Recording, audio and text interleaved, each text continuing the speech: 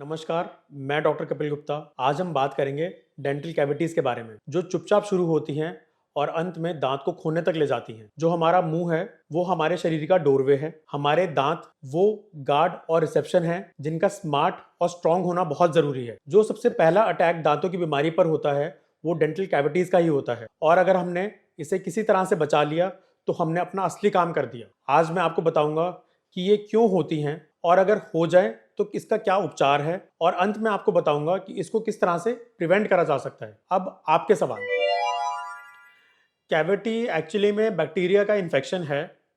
होता क्या है, जब हम शुगरी फूड खाते हैं तो जो बैक्टीरिया है वो इस शुगरी फूड पर एक्ट करता है, जिसकी वजह से एसिड बनता है और जो एसिड है वो जो इनामल की जो सबसे ऊपर की लेयर होती है उसको डीमिनरलाइज करता है और डैमेज कर देता है, जिसकी वजह से कैविटी का बनना शुरू हो जाता है। तो हमें ये समझना होगा कि जो दांत हैं वो उनका जो सरफेस है उसका टेक्सचर अलग अलग होता है। दांत अपनी अपनी एक अलग एंटिटीज हैं। सारी दांत, कोई भी एक दांत दूसरे की तरह नहीं है। उसके ग्रूव्स अलग तरह के होते हैं और जो खाना फंसता है वो अलग तरह। अगर जो ग्रूव है वो ज़्यादा डीप होगा उसमें उतना ही खाना फंसेगा। दूसरा, जो दांतों की पोजिशनिंग है वो अलग अलग जगह पर है। कुछ दांत आगे हैं, कुछ जगह दांत पीछे हैं, तो ब्रश जो है वो भी सब जगह नहीं पहुंच पाता, जिसकी वजह से खाना जमा रह जाता है। ये अगेन डिपेंड करता है कि आपने खाना खाने के बाद कितनी देर के बाद रिंस करा है, क्योंकि यूजली बैक्टीरिया तो अगर आप नहीं करेंगे तो वो चाहे कोई भी हो सब पर ही अटैक करेगा, अनलेस और अनटिल उनका जो इनामल है बहुत ज़्यादा स्ट्रॉन्ग ना हो या उनका जो इनामल के अंदर जो ग्रूव्स हैं वो ज़्यादा फ्लैट ना हो, जिसकी वजह से जो खाना है वो ज़्यादा लंबे समय तक ना रुके। तो इसमें जो सलाइवा है उसका भी बहुत बड़ा फंक्शन होता है। कुछ लोगों में जो सलाइवा है वो थिन होता है, जिसकी वजह से बहुत जल्दी जल्दी से जो जो हमारा फूड जो हम खाते हैं वो साफ होता चला जाता है। तो जो कैविटी होना है, सबसे पहले वाइट स्पॉट दिखाई देता है कैविटी पे, जो बिल्कुल भी जिसमें कोई किसी तरह का दर्द नहीं होता। अगर आपको कोई वाइट स्पॉट दिखाई दे तो अपने दंत चिकित्सक के पास जाके उसको दिखाएं। और अगर वो वाइट स्पॉट दिख गया और दंत चिकित्सक के पास जाएंगे तो वो क्या करेंगे, सबसे पहले वो एक एक्सरे निकालेंगे। ठीक है ना। एक्सरे निकालने में ये पता लगता है कि जो कैविटी है वो कितनी डीप है, क्योंकि जो दांत हैं उसमें यूजली 3 लेयर्स होती हैं। सबसे ऊपर वाली लेयर होती है इनामल, सेकंड लेयर होती है डेंटिन और तीसरी लेयर होती है नर्व, जिसको हम कहते हैं पल्प। तो अगर कैविटी खाली इनामल तक है तो हमें किसी भी तरह का दर्द की या तकलीफ का कुछ भी नहीं पता चलेगा।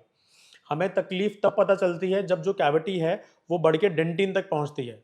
और जैसे ही जो कैविटी है वो डेंटिन तक पहुंच जाती है, हमें हल्की हल्की सेंसिटिविटी शुरू होती है, ज़्यादातर ठंडे से या मीठा खाने से। बट जैसे जैसे वो कैविटी डीप होगी और नसों तक पहुंचती है, तो वो जो तीव्रता है, सेंसिटिविटी की तीव्रता है, वो धीरे धीरे बढ़ने लग जाती है।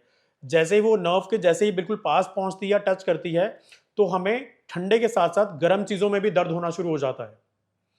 और जैसे ही वो दांत को नर्व को टच करेगी तो देखा गया है कि रात में भी बहुत ज़्यादा तेज़ दर्द शुरू हो जाता है, जो कि बियॉन्ड कंट्रोल होता है, जिसकी वजह से हमें दर्द की दवाई भी लेनी पड़ती है। तो इसलिए जब आपको लगे कि आपके मुंह में हल्का सा सफ़ेद कोई दाग बन गया है या कोई आपको लगे कि हल्का डार्क स्पॉट बन गया है, तो दंत चिकित्सक को ज़रूर दिखाएं, ताकि वो शुरू में ही प्रिवेंट करी जा सके। और उसमें जो हम ट्रीटमेंट करते हैं वो फिलिंग करते हैं, डेंटल फिलिंग्स करते हैं, ठीक है ना, वो करी जा सके। वो डिपेंड करता है कि एक्सरे में आपकी कैविटी कितनी डीप है। अगर आपकी जो कैविटी है बहुत सुपरफिशियल होगी तो यूजुअली डेंटल फिलिंग कर कर ही काम करा जाता है।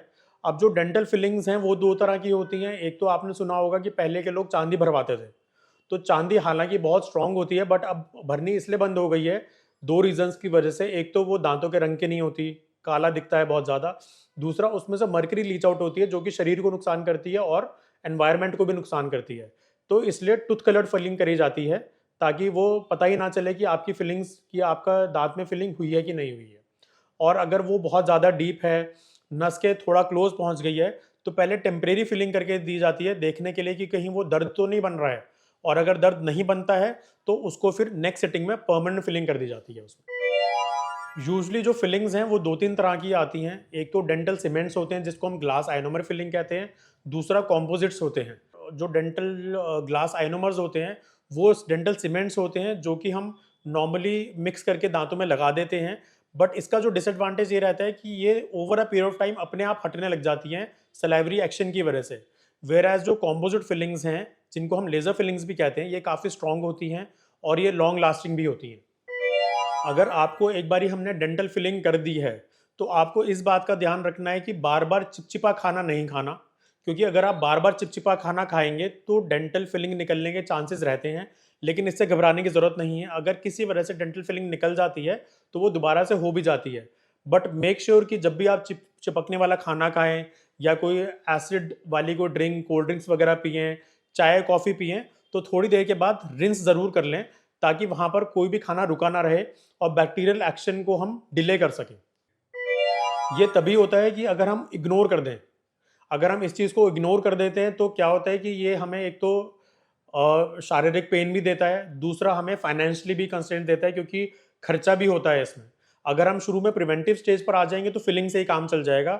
लेकिन अगर हम जो इसके सिम्टम्स हैं, सिम्टम्स यानी शुरू में ठंडा लगना, मीठा खाना लगना, बाद में थोड़ा थोड़ा गर्म लगना, अगर हम इन सिम्टम्स को इग्नोर करते चले जाएंगे तो जो आपने बताया ये स्टेज पहुंचती है जब जो कैविटी है वो नसों तक पहुंच जाती है। और एक बार ये नसों तक पहुंच गई तो फिर इसका ट्रीटमेंट खाली रूट कैनाल से दांत को बचाया जा सकता है। यूजुअली क्या होता है कि जो सुपरफिशियल कैविटीज़ होती हैं, मतलब कि अगर खाली इनामल में है या डेंटिन में है, तो वो जो है उसमें घबराने की बिल्कुल भी ज़रूरत नहीं होती है। ना उसमें कोई करते हुए जब हम ड्रिल करके जो कैविटीज़, बैक्टीरिया जो डीके पोर्शन है उसको हटाते हैं, ना उसमें किसी तरह का दर्द होता है, ना किसी तरह की संवेदनशीलता होती है। प्रॉब्लम तब आती है जब ये काफ़ी ज़्यादा डीप हो जाती हैं। तो इसमें भी आज के टाइम में आपको घबराने की ज़रूरत नहीं है, क्योंकि इतने मॉडर्न इक्विपमेंट्स आ गए हैं। जो लोकल एनेस्थीसिया देते हैं हम, वो इतना एडवांस हो चुका है कि जो हम इंजेक्शन वगैरह देते भी हैं वो भी ऑलमोस्ट पेनलेस है। उसमें भी दर्द का अनुभव नहीं होता।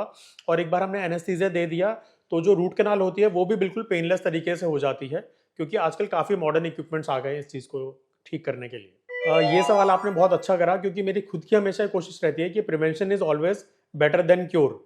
तो प्रिवेंशन करने के लिए जिन चीज़ों का हमको ध्यान रखना है, वो सबसे पहले तो ब्रशिंग है।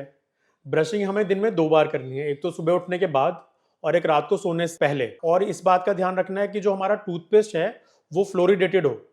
फ्लोरिडेटेड टूथपेस्ट का ऐसे कहने का मतलब ये है कि क्योंकि टूथपेस्ट में अगर फ्लोरीन फ्लोरिडेटेड होता है तो बेसिकली जो इनामल है उसको स्ट्रेंथन करता है। तो इसमें हमें एक और चीज़ का ध्यान रखना है कि जो बच्चे हैं उसमें जो फ्लोरीन की क्वांटिटी होगी वो अलग होती है, बड़ों में फ्लोरीन की क्वांटिटी अलग होती है। तो इसके लिए भी आपको डेंटल सर्जन से परामर्श लेना है कि आपके जो टूथपेस्ट में है उसमें फ्लोरीन कंटेंट कितना होना चाहिए। तीसरा हमें ये ध्यान रखना है कि कोई भी हम मीठी चीज़ खाते हैं, कोई भी मीठे पदार्थ का सेवन करते हैं, कोई कोल्ड ड्रिंक्स वगैरह लेते हैं, चाय कॉफ़ी लेते हैं, तो उसके बाद माउथ रिंस अवश्य करें और डेली फ्लॉस का यूज़ करें और हर 6 मंथ्स में चेकअप ज़रूर कराएं। उम्मीद करता हूं कि आपको आपके सवालों के जवाब मिल गए होंगे। लास्ट में मैं आपको यही कहना चाहूँगा कि अपना डेंटल चेकअप समय समय पर ज़रूर कराएं। कोशिश करें कि हर 6 महीने में कराएं, क्योंकि ये प्रिवेंशन करता है और ये डिसीजन आपके पैसों को ही नहीं, आपके दर्द को भी बचाएगा। Thank you very much.